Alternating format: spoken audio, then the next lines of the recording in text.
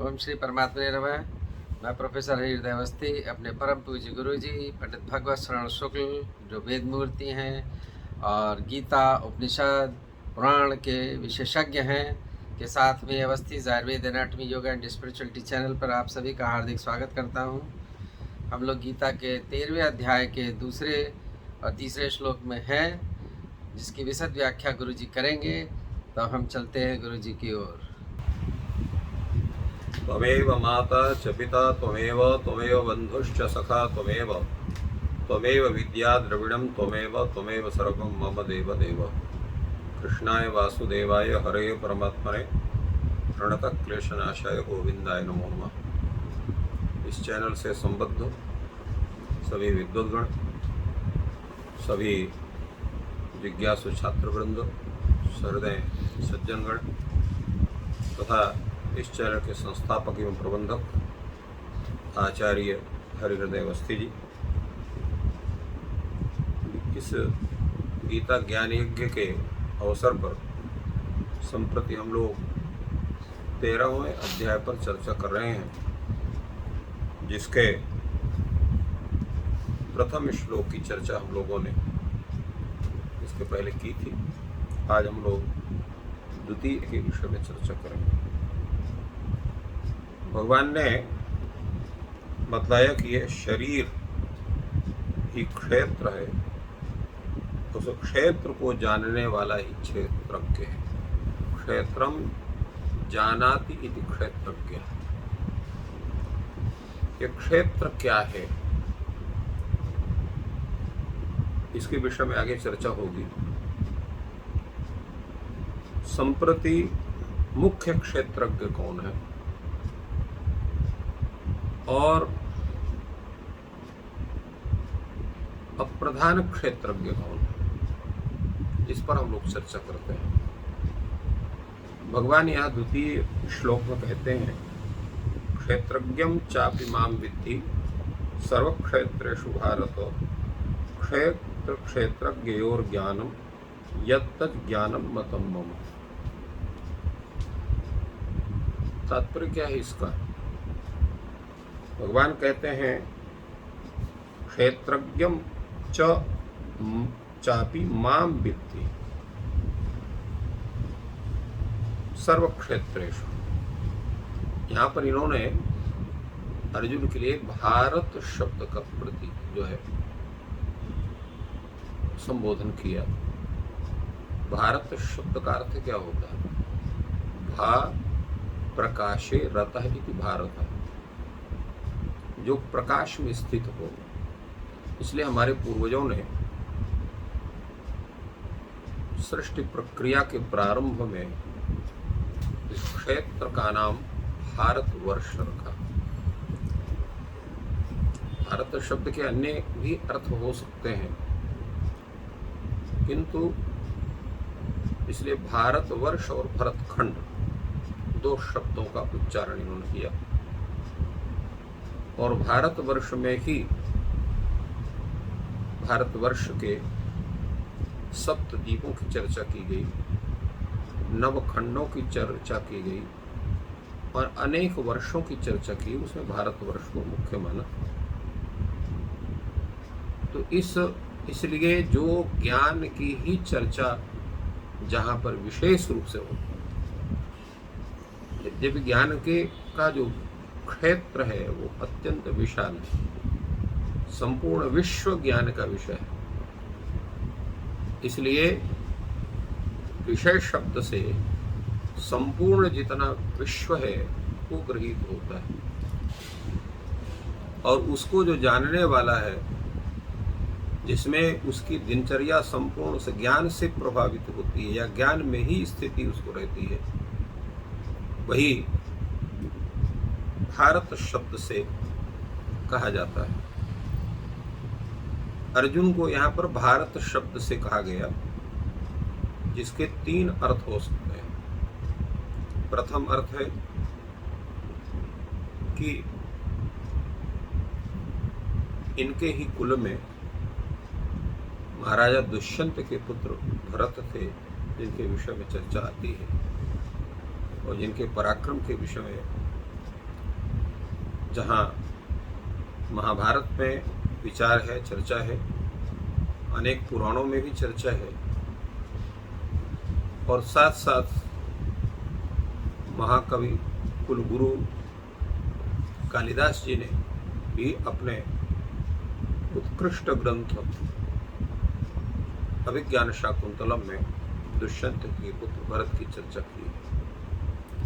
यद्यपि भरत का संपूर्ण विवरण कालिदास ने नहीं दिया, क्योंकि कालिदास के लिए शकुंतला का ही उपाख्यान वहाँ उनके लिए आवश्यक था, किंतु अन्य पुराणों में उनके संपूर्ण स्वरूप का वर्णन प्राप्त होता और महाभारत में प्राप्त होता है।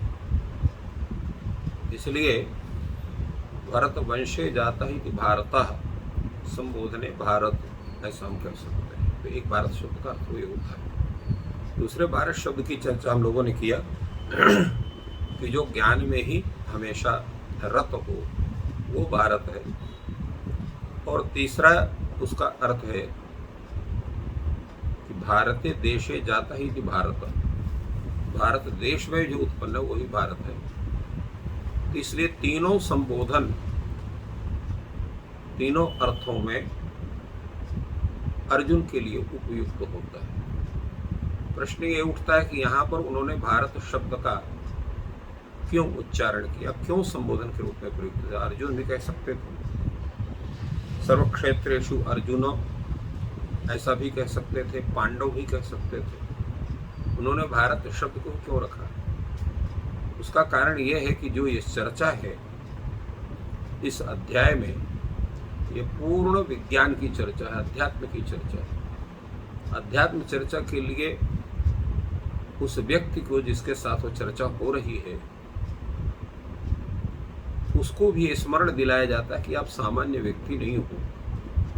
ये चर्चा है, इस चर्चा के आप सत्पात्र हैं, और इसलिए आपको सत्पात्र होने के नाते आपको जो विचार ये आपके समक्ष प्रस्तुत हो रहा है उसको पूर्णतया हृदयंगम करना भी आपका वो अधिकार भी कह सकते हो, वो आपके लिए वो आवश्यक भी है, कह सकते हैं। इसलिए भगवान ने यहाँ पर भारत शब्द का उल्लेख किया। और दूसरा कहा उन्होंने सर्वक्षेत्रेषु माम क्षेत्रज्ञम विद्धि। इसका तात्पर्य क्या है? हम लोग रामायण में पढ़ते हैं ईश्वर अंश जीव अविनाशी। जो जीव है उस ईश्वर का ही अंश है, इसलिए तद्रूप है वो। भगवान इसके द्वारा बतलाना चाहते हैं कि जितने भी शरीर हैं वो शरीर चाहे किसी मनुष्य का हो, पशु का हो, पक्षी का हो, कीट पतंग का हो, वृक्षादि का हो, क्योंकि जो 4 प्रकार की सृष्टि है उस 4 प्रकार की सृष्टि में समस्त जीव हैं जिनकी शास्त्र के अनुसार 84 लाख योनि मानी जाती है। वो सब के सब क्षेत्र हैं, जितने भी शरीर हैं, और उस शरीर में रहने वाला जो जीव है वो सभी में है। परंतु जीव कौन है? वो भगवान का ही एक अंश है, ब्रह्म का एक अंश है, उस ईश्वर का एक अंश है। तो अंश और अंशी में अभेद होता है। तो इसलिए उस अभेद को बतलाने के लिए भगवान ने कहा क्षेत्रज्ञम चापि माम विद्धि सर्वक्षेत्रेषु भारत। सभी शरीरों में जो जीव पदार्थ है तो मेरे व्यतिरिक्त कोई दूसरा नहीं, अर्थात मैं ही हूँ, मेरा ही अंश वहाँ पर सर्वत्र विद्यमान है। एक तदर्थ प्रधान रूप से क्षेत्रज्ञ आप मुझे जानो। क्षेत्र क्षेत्रज्ञयोर ज्ञानम यत् तज ज्ञानम मतम। और इस प्रकार से तत्वतः जो क्षेत्र के विषय में भी जानता है, क्षेत्रज्ञ के विषय में भी जानता है, तो वो जो ज्ञान है वही वस्तुतः मुख्य ज्ञान है। यहाँ हम क्षेत्र शब्द से केवल शरीर को ना लेकर के संपूर्ण विश्व अर्थात संपूर्ण प्रकृति को भी हम ग्रहण कर सकते हैं, क्योंकि प्रकृति का जो स्वरूप है वो क्या है? हमारे यहाँ सांख्य शास्त्र में पुरुष, प्रकृति, महत्त्व, अहं तत्व, पंच तन्मात्रा, पंच महाभूत, एकादश इंद्रिय, इन सब का जो एक संघात है, समूह है, उसी को हम प्रकृति शब्द से भी कहते हैं। और तद्रूप ही संपूर्ण विश्व है। और विश्व के अंतर्गत संपूर्ण जितने शरीर हैं जिनकी चर्चा भी हुई, वो सब क्षेत्र पद से ग्राह्य है। इसलिए हम लोग कहते हैं कि भगवान कण कण में व्याप्त है। कण कण में व्याप्त होने का तात्पर्य यही है कि भगवान को जो मुख्य शक्ति है, जिसको हम लोग एनर्जी भी कहते हैं या उसको हम जीव भी कहते हैं, आत्मा भी कहते हैं, तो आत्म तत्व जो है उसके में भी जो उसका भी संचालक है, उसके वो भी जो वो तत्वतः जिसको वो बनाता है, तो वो भी जीव पदार्थ है, वो भी भगवान का ही स्वरूप है। तो इस तरह से जो संपूर्ण विश्व के स्वरूप को जानता है, संपूर्ण जीव के स्वरूप को जानता है, और उससे अपृथक रूप में विद्यमान जो परमात्मा तत्व है, जिसको हम ब्रह्म तत्व कहते हैं, उसको भी जानता है, तो यही मुख्य ज्ञान है। और भगवान कहते हैं कि ये ज्ञान ऐसा है कि इसके जानने से ही संपूर्ण ज्ञान हो जाता है। येन विज्ञातेन सर्वम विज्ञातम भवति, ये उपनिषद कहती है। उपनिषद कहती है, ये शब्द हम कह रहे हैं, हिंदी में उपनिषद कहता है, ऐसा बोला जाता है, क्योंकि संस्कृत में उपनिषद शब्द नित्य स्त्रीलिंग है। नित्य स्त्रीलिंग होने के कारण उपनिषद कहती है, ऐसा ही उल्लेख शास्त्र में स्त्रीलिंग के रूप में होता है, ये तदर्थ हम कहते हैं। इसलिए इस अध्याय में जो भी विचार है वो संपूर्ण शास्त्र और वेद, उपनिषद इत्यादि का सम्मिलित स्वरूप, जिसको हम कह सकते हैं नवनीत तत्व, वो है यहाँ पर। तो भगवान कहते हैं कि ये जो ज्ञान है यही वस्तु का ज्ञान है। हम सामान्य थोड़ी बहुत वस्तु को जानते हैं और जान करके बड़े ज्ञानी बन जाते हैं, किंतु वो जो आत्म तत्व है, संपूर्ण ये विश्व तत्व है, उसका ज्ञान करने में एक जीवन में तो संभव नहीं लगता है। अनेक जीवन में भी अगर उसको करें और उस निरंतर वो क्रम बना रहे, तभी हम संभवतः कुछ उसको हद तक जान सकते हैं। इसलिए उसको जानने के लिए, तत्वतः ज्ञान करने के लिए, जो तत्वज्ञानी, वेदज्ञ, शास्त्रज्ञ और साथ साथ में आचार विचार संपन्न जो गुरुजन हैं, उनसे उस ज्ञान को हम प्राप्त करते हैं सहज रूप में, क्योंकि वो उसको, जिसको हम लोग कहते हैं पका हुआ वस्तु, हमें प्राप्त हुई। अर्थात फिर उसको जानने के लिए हमको और अन्य शास्त्रों को देखने की आवश्यकता नहीं होती है। वो अपने जीवन के अनुभव और वो तत्व ज्ञान को वो एक नवनीत के समान हमें प्रदान करते हैं। इसलिए वस्तुतः जो वही ज्ञान ही ज्ञान है, और बाकी जितना वो ज्ञान है, ज्ञानाभास कह सकते हैं, अर्थात ज्ञान की तरह प्रतीत होने वाला वो ये वस्तु तत्व है।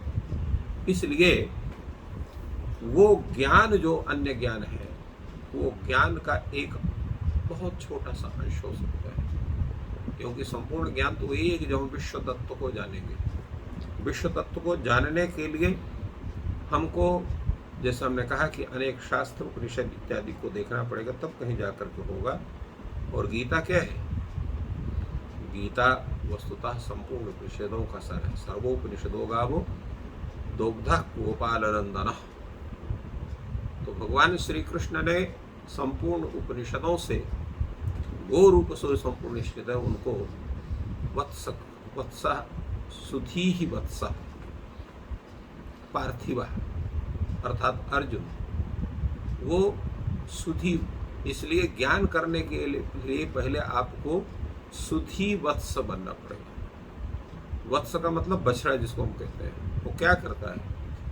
अत्यंत व्याकुल होकर के अपने माँ के पास आता है और फिर इसके बाद उसके दुग्ध पान करता है, और तभी जाकर के उस गाय के स्तनों में दूध उतरता है। ठीक इसी ढंग से जो उपनिषद हैं, जब अत्यंत जिज्ञासु भाव होता है और गुरु के प्रति शरणागति स्वरूप बनता है, तब गुरु के वाक्यों को सुनने पर उस ज्ञान की अवस्था भी हमारे हृदय में बनती है। इसलिए भगवान ने यहाँ पर यह कहा, एतत् ज्ञानम मतम मम, यही ज्ञान मेरा संपूर्ण ज्ञान है, जिसके जानने पर फिर और भी कुछ जानने की आवश्यकता नहीं रहती। अब इसमें एक प्रश्न उठता है कि आपने क्षेत्र के विषय में बतलाया, क्षेत्रज्ञ के विषय में दो व्यक्तियों की चर्चा की, एक आत्मा व्यक्ति अर्थात जिसको हम जीव कहते हैं, एक परमात्मा जो ब्रह्म हो गई। तो ये दो की चर्चा आपने क्यों की?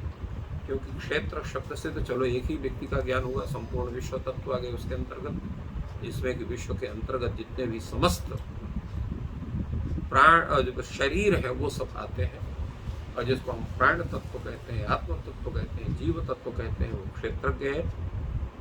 और जो मुख्य क्षेत्रज्ञ है वो परमात्मा है, क्योंकि जीव और ब्रह्म में भेद नहीं है, अभेद है, ऐक्य है, अद्वैत, इसीलिए वो अद्वैत उसको कहते हैं।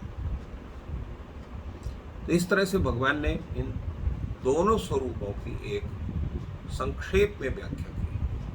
अब प्रश्न ये उठता है कि वह जो जीव है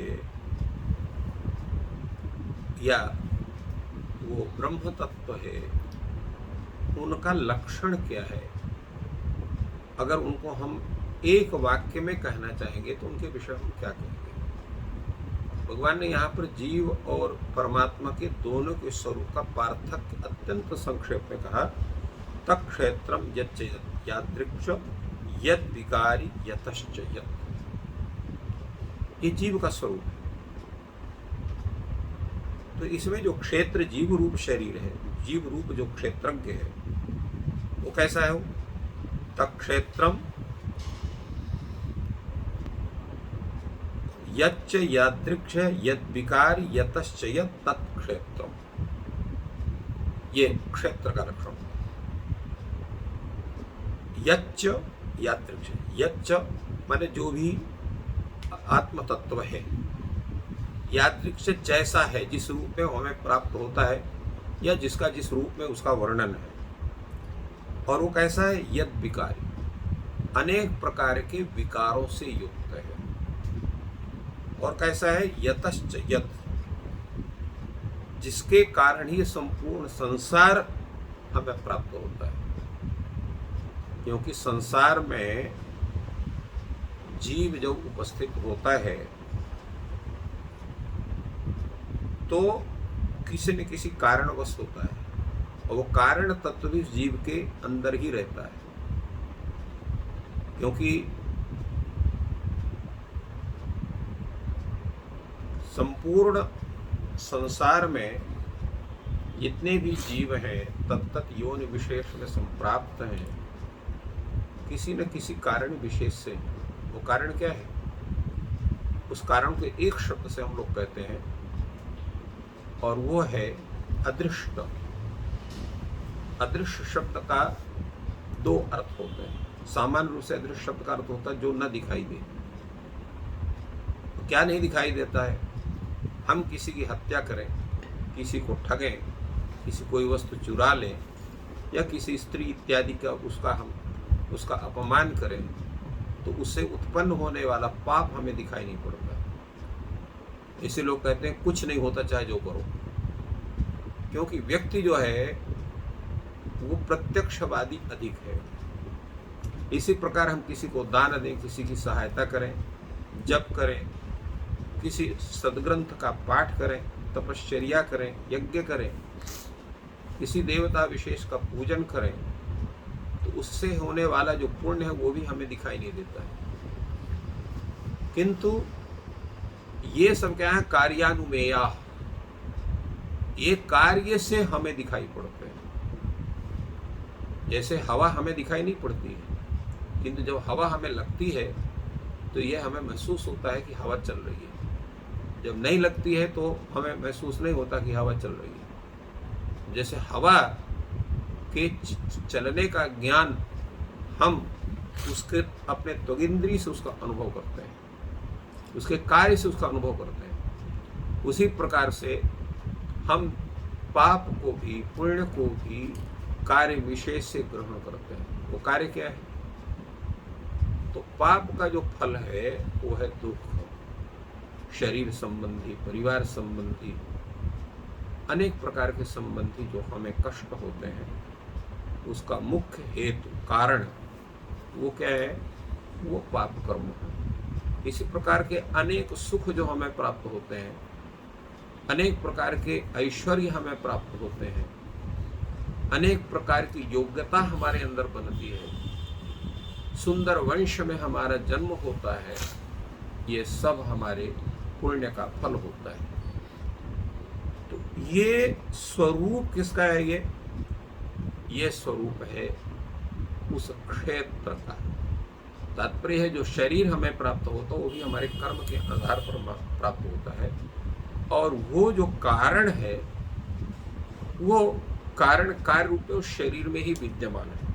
इसलिए भगवान ने कहा यच्च यादृक्ष यद विकारी यतश्च यत्, अर्थात वो क्षेत्र जिस प्रकार का है, जिस स्वरूप वाला है, जिनके जितने विकारों वाला है, और जिस कारण विशेष से वह शरीर इस रूप में हमें प्राप्त है या किसी भी जीव विशेष को प्राप्त है, उसको हम कहते हैं तत्क्षेत्रम, वह क्षेत्र है। तो क्षेत्रज्ञ क्या है? भगवान कहते हैं सच यो यत् प्रभावश्च। क्षेत्रज्ञ वह है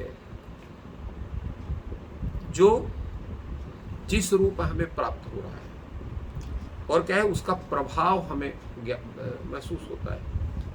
जब अपने शरीर का संचालन करते हैं, देखते हैं, सुनते हैं, कार्य करते हैं, अपने तत्त इंद्रियों से तत्त विषयों का हम भोग करते हैं, तो हमें उसका प्रभाव दिखाई पड़ता है। चैतन्यता जिसको हम कहते हैं, चैतन्य भी कह सकते हैं उसको। और कुछ ऐसे भी प्रभाव हैं जिसको जीव नहीं कर सकता है, एक विशिष्ट प्रभाव भी दिखाई पड़ता है जिसको हम अलौकिक प्रभाव कह सकते हैं, वो परमात्मा का प्रभाव है। तो वो प्रभाव के द्वारा जीव रूप क्षेत्रज्ञ का भी ज्ञान होता है, परमात्मा रूप क्षेत्रज्ञ का भी ज्ञान होता है। इस कारण से हम उस क्षेत्रज्ञ को भी जानते हैं। तो अगर एक वाक्य में भगवान ने यहाँ पर क्षेत्र का भी लक्षण बतलाया और क्षेत्रज्ञ का भी लक्षण बतलाया। अब प्रश्न ये उठता है कि पहले सूत्र रूप में बोलने का कारण क्या है? सीधे क्षेत्र के जितने लक्षण हैं उसको भगवान को बतलाना चाहिए था, और इसके साथ साथ क्षेत्रज्ञ के लक्षणों को भी बतलाना चाहिए था।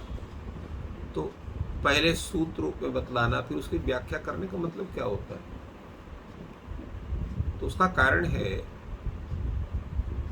कि जो अध्येता है उसको आप शीघ्र अगर हर चीज आप दे दें तो धारण करने में असमर्थ हो जाता है, क्योंकि उतना उसका जिज्ञासु भाव नहीं बनता है। तो जिज्ञासु भाव बनाने के लिए, उसके अंदर उत्सुकता पैदा करने के लिए पहले सूत्रात्मक वाक्यों का प्रयोग होता है। ये भी एक अध्ययन की विधि है। अगर आप कक्षा में जाएं, छात्र बैठे हैं, तत्काल उसकी विशद व्याख्या आप चालू करें तो लड़कों को उसके विषय में कुछ ज्ञान न होने के कारण उनकी उस ज्ञान के धारण करने के प्रति अरुचि भी पैदा हो सकती है। किंतु जब सूत्र उसको आप बताएंगे तो सूत्र की विशद व्याख्या के प्रति उसको स्वतः जिज्ञासा उसकी बनती है, और जब उसकी जिज्ञासा बनती है और फिर इसके बाद आप उन संपूर्ण बातों को कहते हैं तो उसको वो धारण करने के लिए उत्सुक होता है, और उसी तरह से उसकी इच्छा शक्ति बनती है। इसी कारण से भगवान ने कहा तत्समासेन मे शृणु। सब संक्षेप में हम आपको बतला रहे हैं। तो संक्षेप अगर किसी कह दें तो तुरंत उसके विषय में जिज्ञासा हो जाएगी, तो फिर इसका विस्तार क्या है?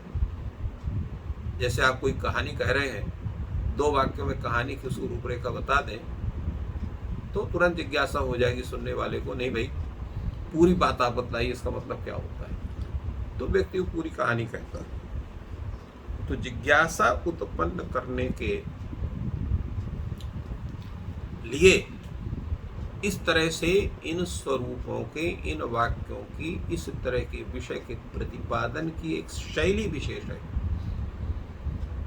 उस शैली विशेष का भगवान ने सर्वप्रथम कथन कहा तत्समासेन मे शृणु। समास का मतलब होता है संक्षेप। यद्यपि समास शब्द के भी कई अर्थ हैं, परंतु यहाँ जिस अर्थ को हम प्राप्त कर रहे हैं वो अर्थ है आपका संक्षेप में हम कह रहे हैं। तो संक्षेप में कहने से ही विशेष जिज्ञासा होती है। इस कारण से भगवान ने इसको समासेन शब्द के द्वारा ये बतलाया कि ये सूत्रात्मक इसका स्वरूप है। अगर आपको विशेष जिज्ञासा होगी तो आगे की बात कही जाएगी। अगर इतने से आप संतुष्ट हैं तो फिर ठीक है। तो इसलिए इस प्राचीन शैली है। इसलिए हमारे यहाँ जितने भी ग्रंथ, तात्विक ग्रंथों की जो रचना हुई वो सूत्रात्मक ग्रंथों की रचना हुई। जितने हमारे शास्त्र हैं वो सब सूत्रात्मक हैं। इसी तरह से जितने हमारे वेदांग हैं वो भी सूत्रात्मक हैं। सूत्रात्मक स्वरूप में उनको पहले कहा गया। जैसे हम सांख्य शास्त्र के सांख्य सूत्र हो गए, योग शास्त्र के योग सूत्र हो गए। इस तरह से आपका न्याय शास्त्र के न्याय सूत्र हो गए, वैशेषिक शास्त्र के वैशेषिक सूत्र हो गए, पूर्व मीमांसा के जिसको हम मीमांसा कहते हैं उसके भी सूत्र हैं, और इसी तरह से वेदांत के भी सूत्र हैं जिसको हम उत्तर मीमांसा कहते हैं। तो ये 6 शास्त्र हैं। इन 6 शास्त्रों को सूत्रात्मक स्वरूप में ही रखा गया और बाद में इसकी व्याख्या हुई। इसलिए उनके भाष्य हुए।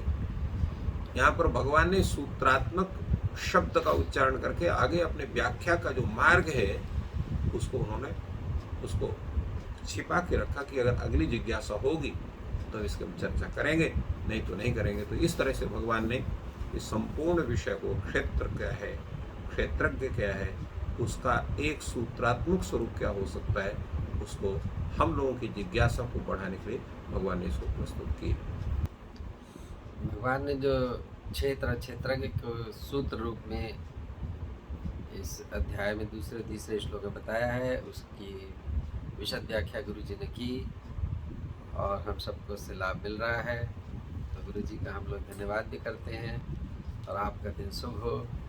और ये गीता ज्ञान यज्ञ अगर आपको अच्छा लग रहा है तो इसको अपने परिजनों के साथ भी शेयर करें और आप ईश्वर सहायता करें। धन्यवाद।